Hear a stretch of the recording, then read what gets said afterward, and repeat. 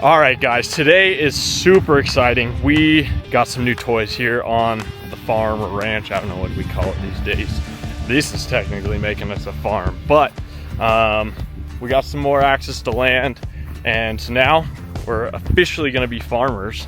I guess we could call that fake farmers, but we're learning. But we went balled out on all the equipment. We got ourselves new tractor, baler, rake, and a swather.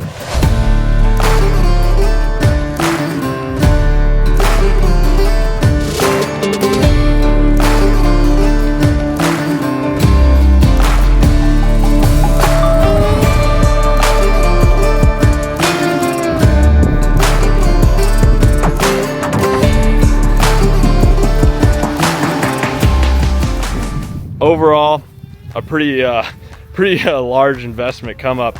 I literally was gone, came home, and boss man, my dad, was like, oh, I bought a few tractors.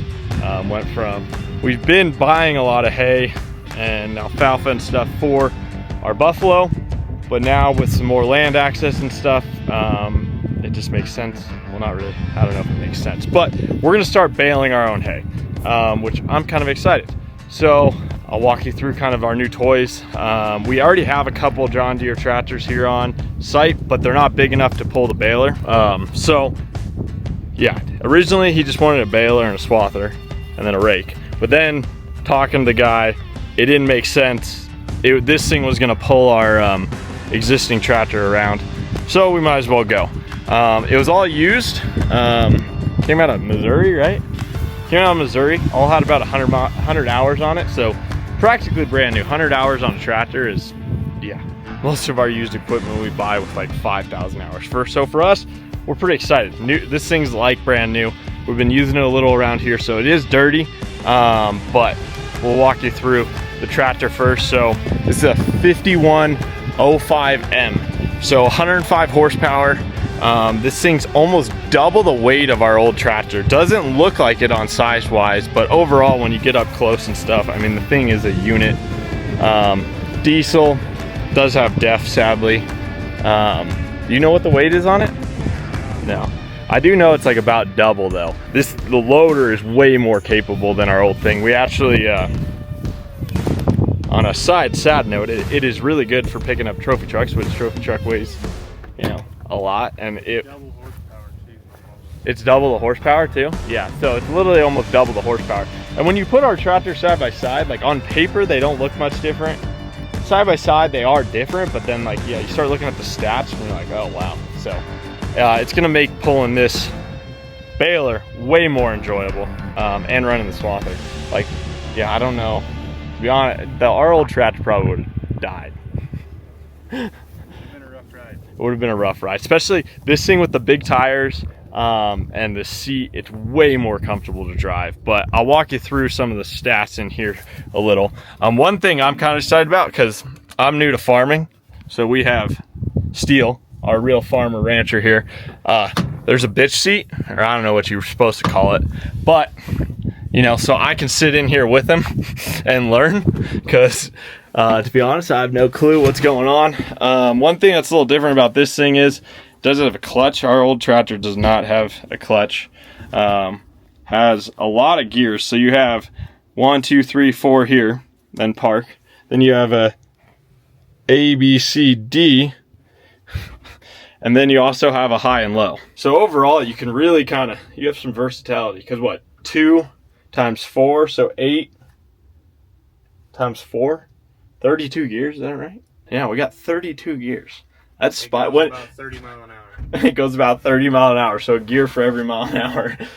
No, it's mainly for when you're doing different things, but it is kind of like a lot, to be honest. When I get in here, I'm like, I don't know what gear to be in.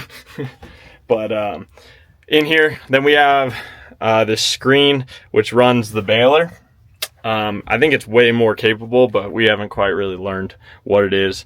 This runs your bucket, loader, all this, turn signals, all the fancy stuff so you can drive the road. All these different hydraulic things, PTO, control. Overall, this thing, like, just sitting in it is so much roomier. Like, we got room for like a cooler or something here even. One thing, really good AC. I was driving this thing earlier. The AC is insane, and it does have a radio, which is pretty baller. Growing up, one thing, it's kind of weird. In like Southern California, like none of our tractors had cabs on it. And it's way hotter in California. But here, everyone has cabs, I guess, for the winter. So having AC is like really, really, really nice. I mean, overall, this thing's pretty baller. That's what I know about. This is where Steele's gonna come in and teach us about this baler. So this thing does round bales, 4 by 6 or 4 by 5 feet. 4 by 5. What's that weigh roughly? Well, I guess it depends. Depends on what it is. The grass bales will probably weigh like maybe 700 at most. Yeah. So big bales. I mean, compared to, you know, traditionally at your like Halloween party or whatever, you got the little square bales. This is a lot larger. So computer inside helps run this thing, but kind of explain to us how. Can you break down, because I'm gonna be honest, I don't know much about this thing. So this will run your pickup reel because you don't got hydraulics to it, but I need to take it down. So in this, you can either run string, which is on the other side, but here's all your chains that'll run the whole baler. So not a lot. Is that all running off the PTO? Yep, the PTO goes into a gearbox. Goes into here, into a gearbox, and then it has a snub shaft that comes to here. The snub shaft will run the pickup reel and the belts. Copy. So basically there's this wheel down here, right? Yeah. Yep. And that's kicking. That's feeding hay up into the belts, and the belts are spinning in a motion. So it goes in this way, and it'll sit and spin like this, and it'll grill the bell as it eats more hay.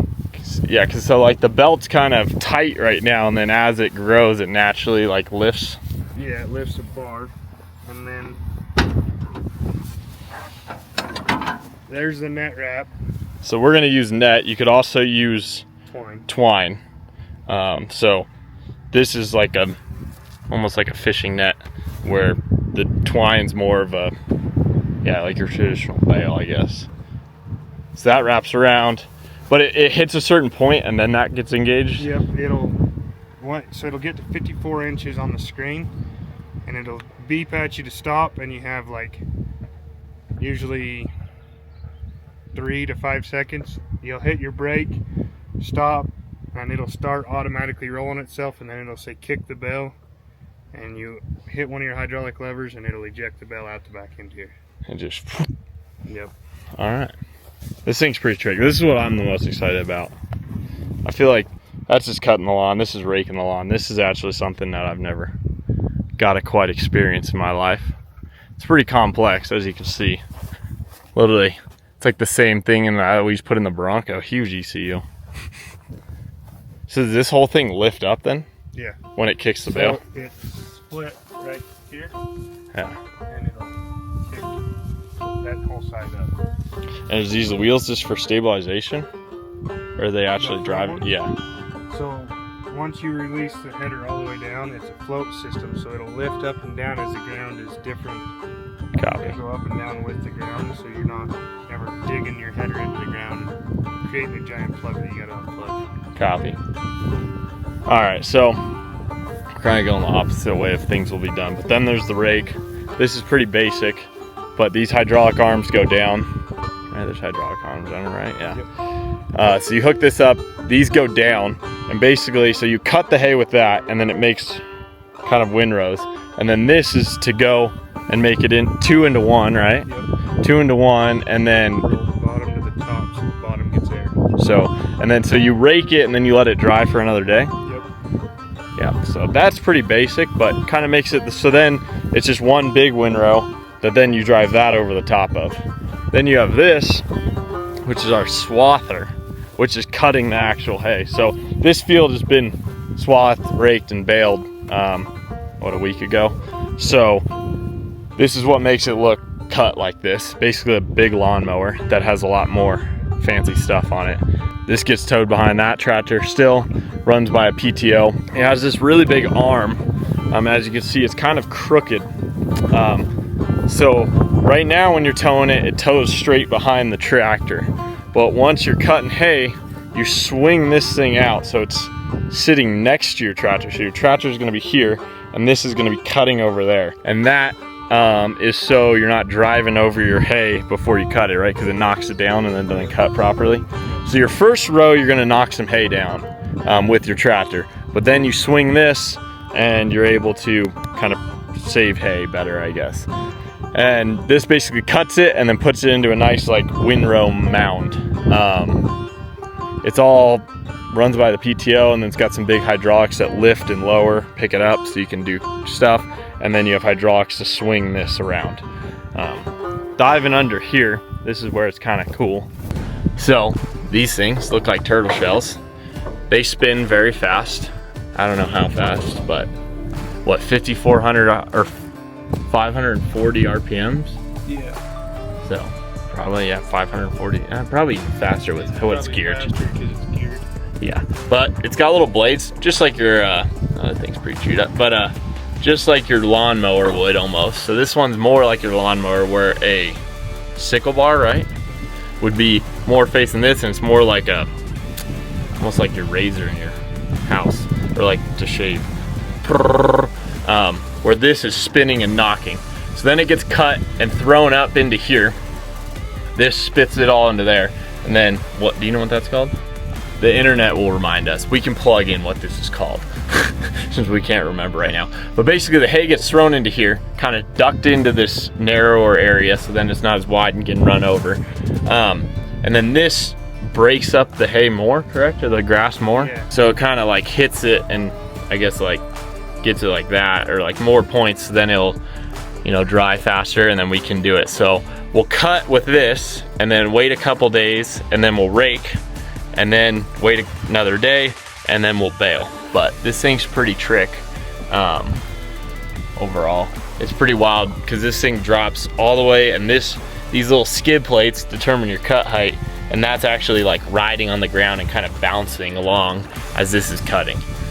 So it is important to have a somewhat smooth thing, but yeah.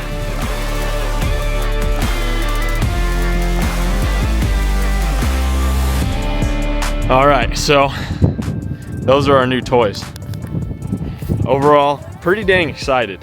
We're gonna use them later this week to cut a field next door, which I'm excited. I've never harvested, I guess this is grass, right? So harvest grass. For us, it's pretty exciting. We got all this equipment a little bit ago. I haven't really got to play with it. I've been gone for the Baja 500, so coming back and going straight into farming. So the next episode will be farming. We'll be cutting, raking, and baling, which should be pretty exciting. So be sure to tune in on that. And I'm going to be showing you guys just more of the ranch life.